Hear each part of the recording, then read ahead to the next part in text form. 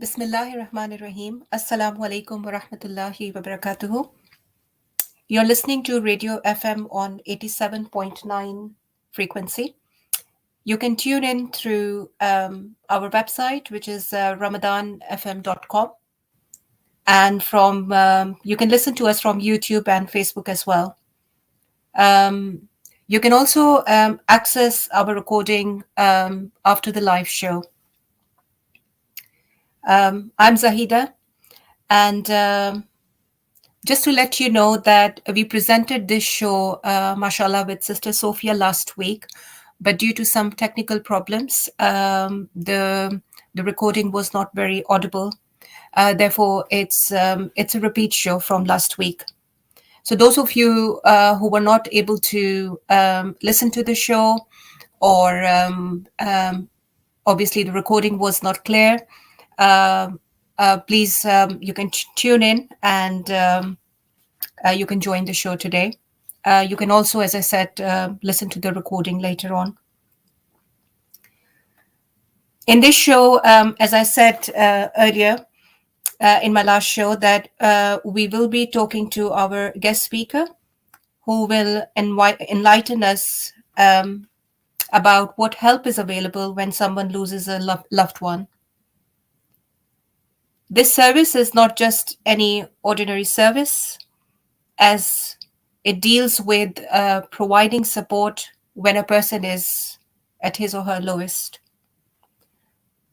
Dear listeners, as we all have been there in our lifetime, or we know that when we experience losing a loved one to death, it is the most testing time for anyone.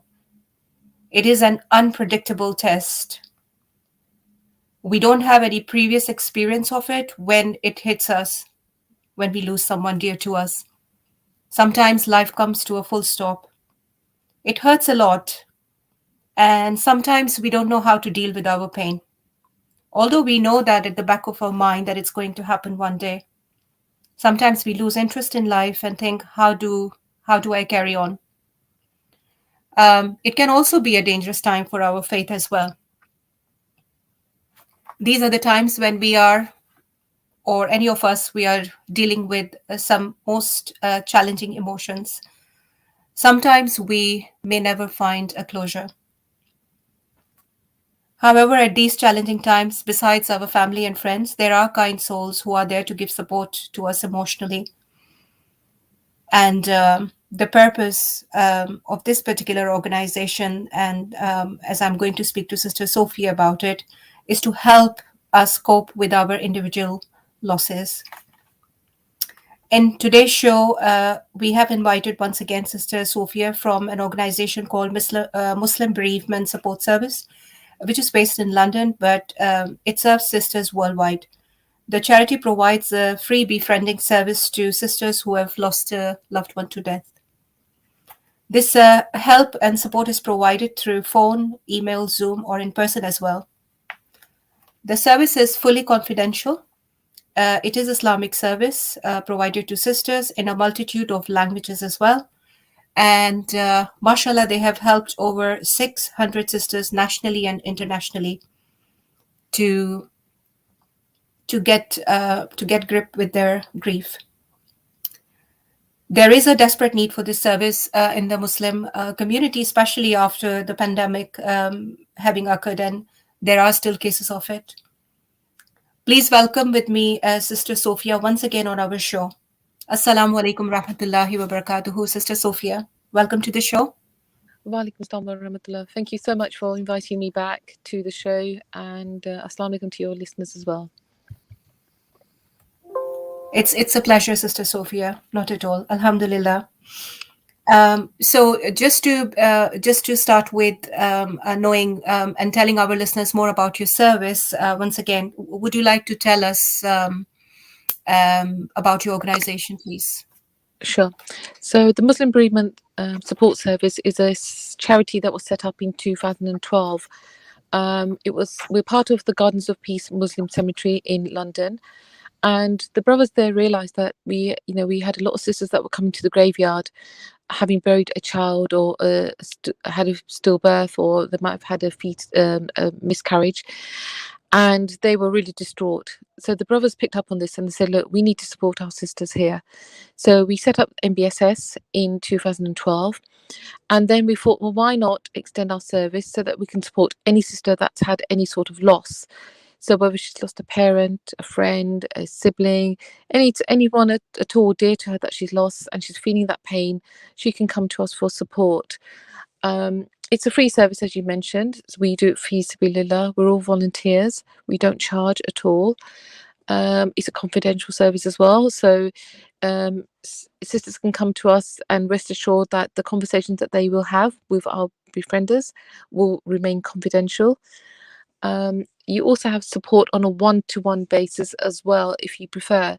So if a sister comes to us for support, she would be allocated a befriender that suits her timings. We're not a 9 to 5 organization. We have sisters coming to us that have got young children, for example, and they want the support in the evenings. So we will provide that support in the evenings at a time when it suits them, or weekends as well. And so that sisters can get that support at a time when it's convenient for them as well. So alhamdulillah, it's we've helped over 600 sisters. We've had 7 sisters coming to us from since the pandemics hit us as well. And it's something that's really needed out there. It's an Islamic service, so that's why we're also quite different, because we provide emotional support from an Islamic point of view of how to deal with your grief, which is something that a lot of places don't do. Mashallah. That's amazing work that you do. And as you said, that there is no such thing as time limit previously when we discussed on the show as well. So when someone requests help from you, it can go as long as you feel it's important, and the situation of the person can also determine. Is that the case? That's right, because we had sisters that came to us at 18 years down the line. She had a miscarriage 18 years previously, and she still felt she hadn't come to terms with it. So some sisters want support straight away, and they've just lost somebody a few weeks back maybe, and they want that to start to get some sort of support straight away. Some sisters leave for many years. They first of all might not know about the organization, or they just feel that, look, I'm going to deal with this myself, or I've got family support and I'm going to get that support from them, and so they don't get any support for those reasons. But you can come to us for support, and if you feel it's not right for you at this very moment, you can go and you can leave the support, and then you can always come back to us. We're here for you when you need us.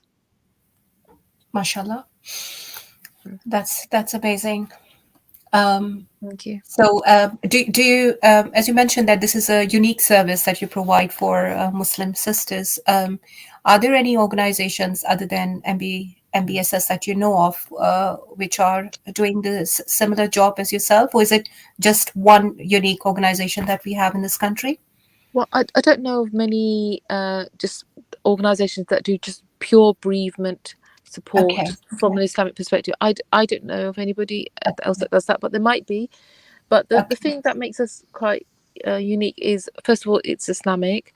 Second, but the thing that I do want to mention is that not everybody that comes to us is practicing, but Okay. so we're not going to just support them purely from an Islamic point of view. If they don't want to hear that, they just want to talk to somebody, they just want a listening ear, then we are there for them, and we're not going to bring Islam into it so much. So we try to cater the support for them as well. Whereas some sisters come to us and say, look, just tell me the hadiths, tell me the du'as, tell me some, what I can Yeah. do, to give me solace in my heart. And so in those situations, we will, talk about Islam a lot. But in other Okay. situations, sisters don't want to talk about Islam so much. They just want to talk about their grief. Sure. So we adapt the support according to that. Yes, mashallah, alhamdulillah. So I believe that when you are supporting people, sometimes people who are deep in depression, because this is a time sometimes people can fall into depression as well, they do need clinical support as well. And at the same time, as you said, giving the emotional support through faith That's right. is also equally important. Yeah, That's right.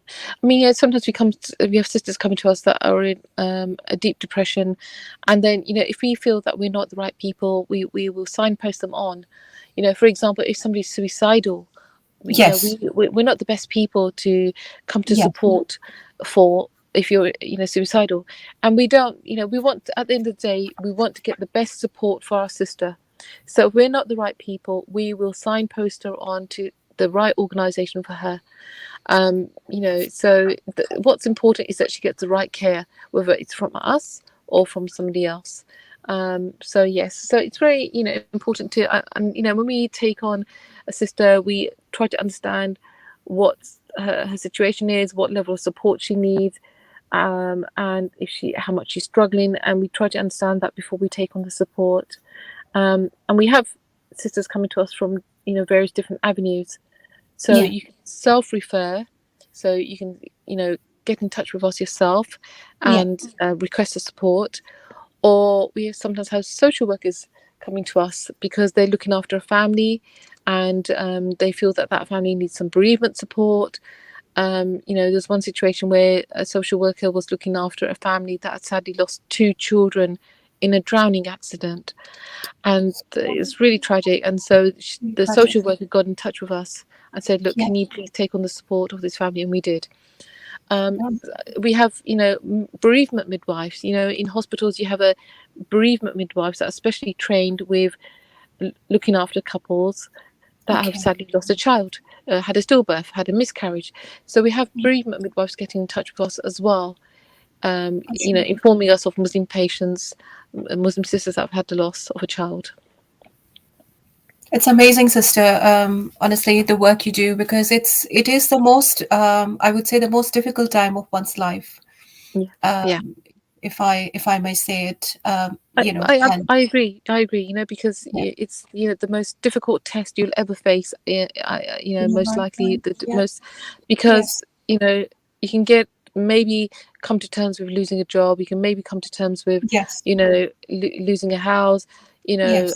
You're having a car accident, but can you? It's very difficult to You get in, can't to bring coming back. to terms with. Yes. Yeah, Yeah. coming to terms with somebody you lost dear to you. So Yes. it's very, very difficult. But there is hope, and Allah subhanahu wa ta'ala always says, have hope Yeah. in me. And Yes. I have done whatever I've done, I know what I'm doing. Have hope in me, have trust in me, and it will all be fine. And that's what we remind our sisters, have hope in Allah subhanahu wa ta'ala. He's the Yes. best of planners. He knows what he's doing. He's here. He's going to be looking out for you, and call out to him for help. Absolutely. Beautiful. Yes, this is the core thing you said, because our faith is the one which really uplifts us, no matter how much drowned we feel in our emotions at this very, very difficult time. Sometimes the complications of the emotions could be really high, and for some people who are not able to get enough support around themselves, and they haven't yet come across to you, for example, sometimes people find very difficult to cope and may look for other avenues or try and do things that could be harmful for them. So it's so important to remind people around us at this time, at this very difficult time, our family, friends, whoever we come across, to keep faith in Allah Subhanahu wa Taala. That's right. That's so important. And the other thing that is worth mentioning is that Islam ex- accepts the fact that we are going to be grieving, we are going to feel sad, we are going to feel Yes. despair, and Yeah. that's why in the Quran it's mentioned, sadness and despair is mentioned 42 times. So because Allah Subhanahu wa Taala knows that we are insan, we are human, we will feel Yes. sad. And unfortunately there's this notion out there that if you have lost a loved one, you're not allowed to cry, you're not allowed to be sad. But that's not right. That's not correct. You are allowed to be sad. I mean, the Prophet, peace be upon him, the best of creation, he was sad when he remembered his children, Yes. and he would cry as well. So that's a normal human emotion. So we Yeah. shouldn't suppress those feelings. We should uh, you know uh, get assistance with those feelings. We should get the support that we need. And quite often, like you said, the family members are grieving themselves, so they Yes. might not be in a position to support you. They're grieving. I mean, for example, if you've had a couple that's had a stillbirth, unfortunately, the husband might be trying to keep it together. He might try to be the strong one and put on a brave face, but Yeah. he might be the one that's crumbling inside. Yes. So, so sometimes, and we have this quite often, that sisters come to us and say, look, I can't talk to my husband. He just doesn't want to talk about it. So, Yeah. can you support me? And, we had this the other day as well. And we were just explaining that, first of all, men do grieve differently. Yeah. And secondly, they're sometimes trying to be the strong one in the household at that time. Yes. Mhm. Yeah, absolutely. And yes, you said something really important here, because sometimes people don't have the capacity, or they don't want to talk about their emotions for various different reasons that they may have. And one of the things that we spoke about previously as well was that some people find emotionally so so drenched, and feel so depressed that they feel that talking to someone might never help, or their feelings are just beyond anyone to understand. And as a result of that, they may feel that they can't talk about their loss to anyone.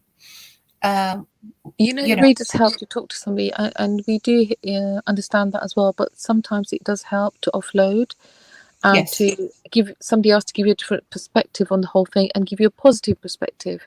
Yeah. Um, and you know, it's something that you can try, and if it's not right for you, Yeah. you can just stop. I mean, with us, the support starts very, very quickly. So if, for example, somebody wants support, they get in touch with us today. Within 4 days, the support starts, because we Okay. want to reach out to our sisters and start the support as quickly as possible, because they may be struggling. Yeah. So you can start the support, give it a go, and if it's not right for you, you can just stop the support, but at least try it. Try. And Yes. the other thing is that talking is not for everybody. So, Yes. therefore, we have started running art therapy sessions where you can come and express your grief through art. So Okay. there are trained befrienders on hand, and there are other sisters also that are grieving, and you can sit together and you can express your emotions through the artwork that you create together. SubhanAllah. Um, so and likewise, we've got a walking therapy, that Hmm. we're doing as well. So you can come and walk through nature and admire nature, and admire the creation of Allah Subhanahu wa Taala. And you walk through the forest and the woods, with other sisters that have also had a loss, with Yeah. trained befrienders on hand. Yeah. So that's something as well. And we also have group sessions as well. So you may want to meet other sisters face Yeah. to face or via Zoom, and Yeah. because and you can share your stories rather than just having a one-to-one session with your befriender. So we're trying to Yes. explore different ideas that work Different. for different sisters. Okay. That's amazing, sister. That's Mm. really amazing. I think through you, I would also like to raise something that, with keeping in mind that we don't have a lot of time, but there's something that I wanted to really ask was, in fact, talk about was the stigma that we have in our society, or the notion, the cultural notion that we have, that there is some defect in someone's faith if you are depressed, or if you're crying, or if you're grieving. Although that is not the Islamic teaching, or the examples that we have in front of us of, as you said, Prophet Sallallahu Alaihi Wasallam himself having grieved for losing his children and his dearest family members. And in fact, we know that through Quran itself that the prophets and the companions were not exempted from the feelings of sorrow, in which they experience intense emotions. We have the example of Prophet Yaqub alayhi salam, when such sadness overcame him when he lost his son, that his crying and grief cost him his eyesight. And Prophet Muhammad sallallahu alaihi wasallam, when he lost his wife Khadija and uncle passed away in the same year, was known the year of sorrow. So sorrow is a very much part of the emotions that Allah subhanahu wa ta'ala has given to each one of us. But I think it is important for us to just touch upon um, this important issue, that the through the Quran, the depression can be buffered. You can recite Quran and reflect on Quran and look at the examples That's that right. we have. Yeah. That's right. I mean, absolutely. And it's a natural human emotion to feel sadness and grief. Yes. You've lost somebody dear to you. It's normal. And why are we given du'as for grief and anxiety and sadness? Because Yes. Allah subhanahu wa ta'ala knows that we are going to feel grief. So otherwise he would have just said, no, no grief, no crying, no sadness. But Allah subhanahu wa ta'ala has actually given us the remedy. Here's the du'as, here's the zikr that you read, Yes. for feeling sad.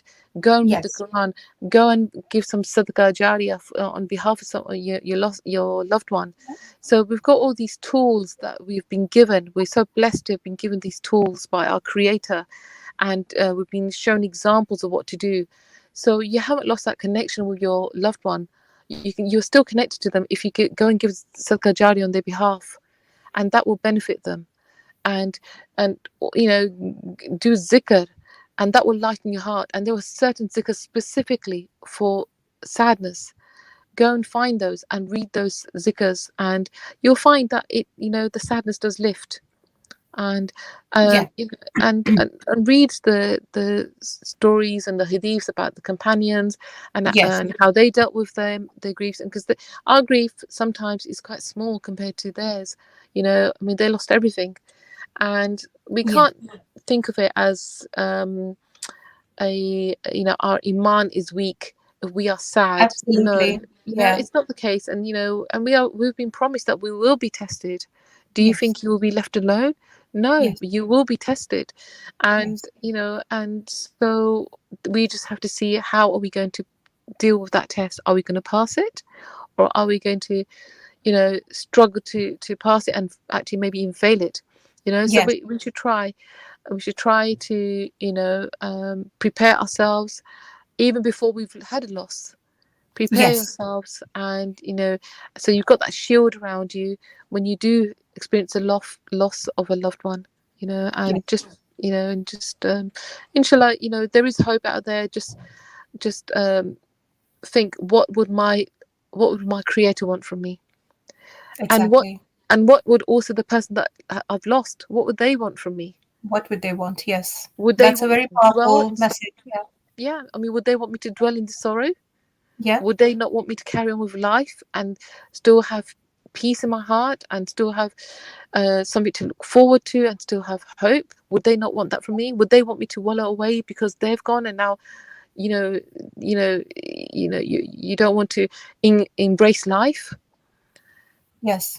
I think it's a balance, sister, that you have to keep, because, you have, on one hand, you have that you miss them every point of your life, but at the same time, you have to balance your life. And I think this is the beauty of our religion, to teach us that. And I'd just like to quickly just remember an ayah from Surah Al Imran, and the translation is that, so do not weaken and do not grieve, and you will be superior if you are true believers. And this is, mashallah, such a reminder for us that, Allah is acknowledging grief, and that we do become weak with grief. But then at the same time, in the second part, Allah subhanahu wa ta'ala is telling us that you will become superior. So the setbacks will happen. Emotions will be there, of grief and sorrow. It's a natural reaction, as you said.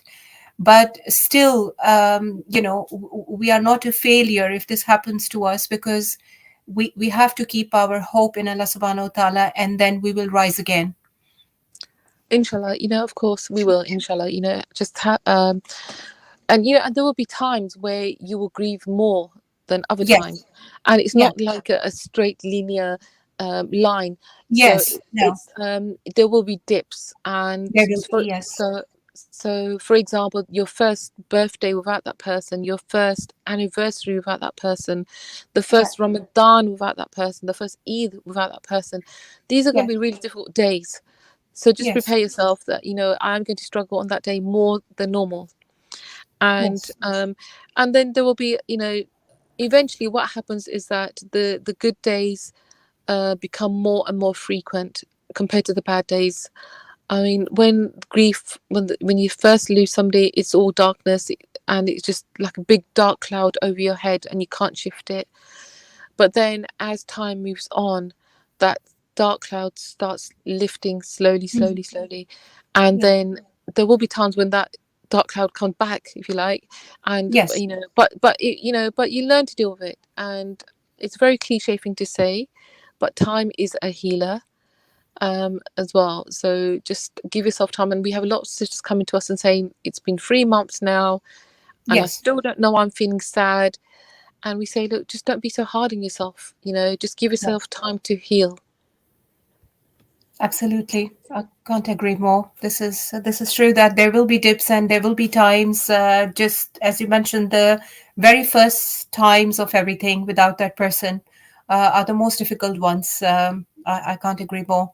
And of course, there are times and dips when you really miss them. The love and the care that or the relationship that you've had with that person. There's another, just if I have another few minutes to just talk to you about that there are different emotions, and one of the dominant ones that I have seen in my experience, and I just wanted to speak to you about this, that a lot of people feel guilt and regret, That's and this right. feels very really overwhelming. This is something that tends to destroy the mental peace that people have. Do you come across these particular emotions, people, Yeah, when you're talking to people, and how do you yes, comfort them? yeah, we do.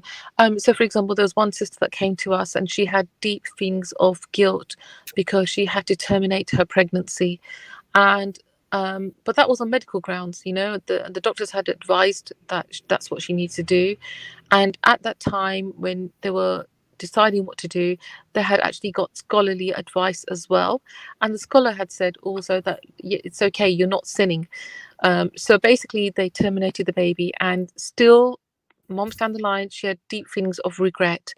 And there was it's quite common, for sisters that have lost a loved one to feel the regret or guilt.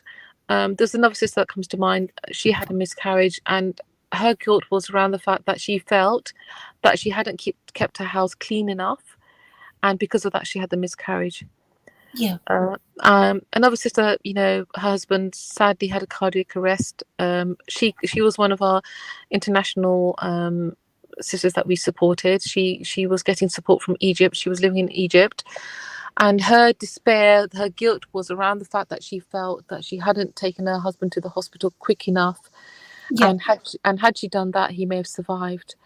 So the way we comfort sisters when they're having these thoughts is that we say, look, it was always written. It was always Mhm. going to happen this way, this Yeah. time, this location. It was the qadar of Allah. It was always going to be this way.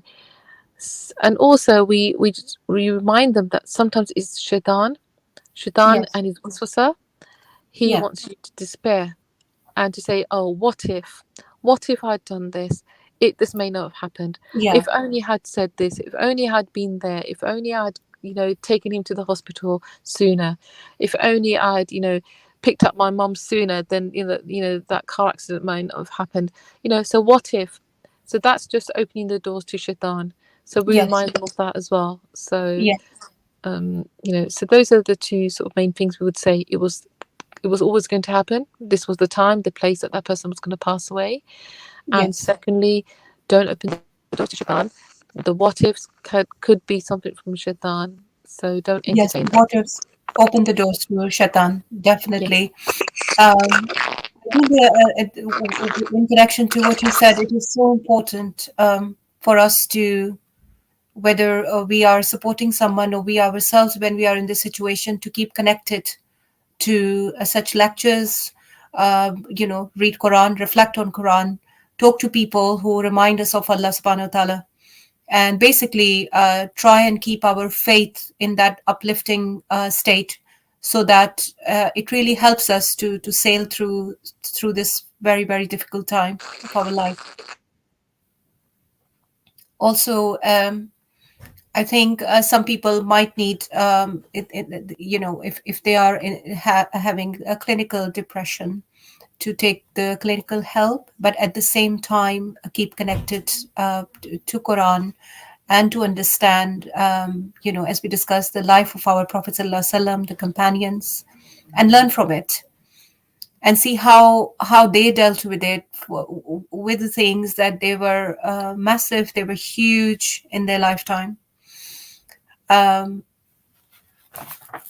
and realizing that we haven't got a lot of time left. If you would like to, Sister Sophia, would like to let our listeners know how to get in touch with you through the phone and your website, and one final message before we end our show.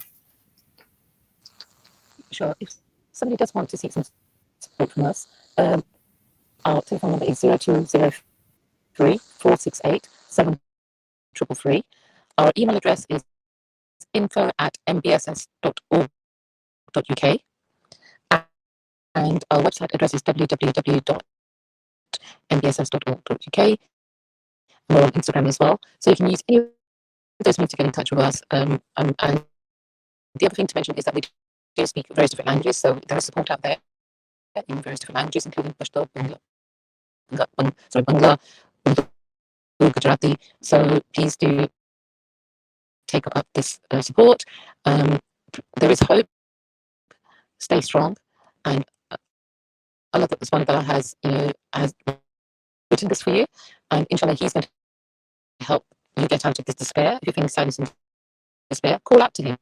He loves you 70 times more than your mother. Call out to your Creator, and He will get you through this, inshallah. Jazakallah khair, sister, for your for coming on the show and for everything that you have you've done. May Allah subhanahu wa ta'ala grant you and your team the strength, the success, and countless rewards for all the work that you do. Ameen. And may Allah subhanahu wa ta'ala reunite everyone, those who have lost their loved ones in the hereafter in Jannatul Firdaus. Ameen. Realizing the time and coming to the end of the show, I would just like to inform you that after the show, we have another show, so please stay tuned in, which is about losing a loved one. And this show is presented by Vasil, who's a 13-year-old boy. So inshallah, do tune in, listen to the show.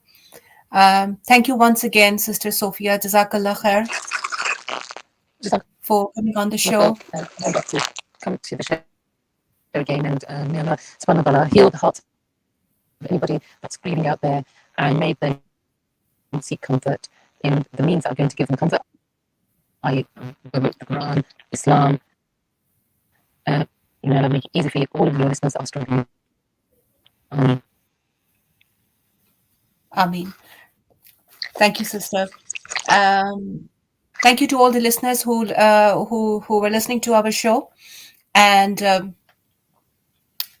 if you wish to listen to the recording, it will be on the Facebook and YouTube, inshallah. Thank you once again. Assalamu alaikum wa rahmatullahi wa barakatuhu.